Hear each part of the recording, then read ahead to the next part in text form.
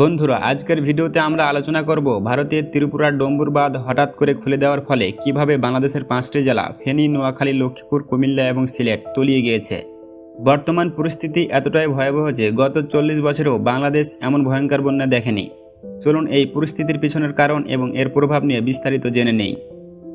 ভারত হঠাৎ করে ত্রিপুরার ডম্বুর বাঁধ খুলে দেওয়ার ফলে বাংলাদেশের বিভিন্ন অঞ্চলে ভয়াবহ বন্যার সৃষ্টি হয়েছে। ভারী বৃষ্টিপাতের কারণে ভারতের ত্রিপুরা সহ বিভিন্ন রাজ্যে পানির চাপ বেড়ে গিয়েছে, ফলে তারা বাধ্য হয়ে গেট খুলেছে। তবে এর ফলে বাংলাদেশের উপর যে বিপর্যয় নেমে এসেছে তা কোনোভাবেই এড়ানো যায়নি। বিশেষ করে ফেনী জেলার অবস্থা সবচেয়ে ভয়াবহ। সেখানে 2 তলা বাড়িও পানির নিচে তলিয়ে গেছে।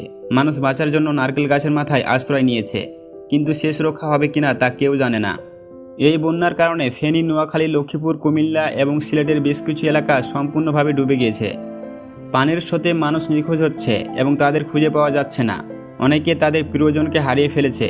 ভারতের এই ধরনের আচরণে আমাদের সতর্ক হওয়া উচিত, কারণ বাংলাদেশের চারপাশে ভারতের অসংখ্য বাঁধ রয়েছে। যদি এই বাঁধগুলো খোলা হয় তবে পুরো দেশই তলিয়ে যেতে পারে। এর আগে ফারাক্কা বাঁধ খুলে দেওয়ার ফলে উত্তরবঙ্গ ভীষণভাবে ক্ষতিগ্রস্ত হয়েছিল। ফেনী সহ অন্যান্য বন্যা কবলিত অঞ্চলে সাহায্য পাঠানো খুব কঠিন হয়ে পড়েছে। সেনাবাহিনী কিছু ট্রলার ও হেলিকপ্টার পাঠিয়েছে, কিন্তু তা যথেষ্ট নয়। মাত্র 30 জন করে একবার রক্ষা করা যাচ্ছে, যা এই সংকট মোকাবেলা করার জন্য যথেষ্ট নয়। আমাদের সবার উচিত যার যার সামর্থ্য অনুযায়ী এই বিপদগ্রস্ত মানুষের সাহায্য করা। আপনাদের এলাকায় বন্যা পরিস্থিতি কেমন তা আমাদের কমেন্টে জানাতে ভুলবেন না। বন্ধুরা, এই ভয়াবহ বন্যার সময় আমরা যদি একে অপরের পাশে না দাঁড়াই তাহলে কয়েক লক্ষ মানুষের প্রাণহানি ঘটতে পারে।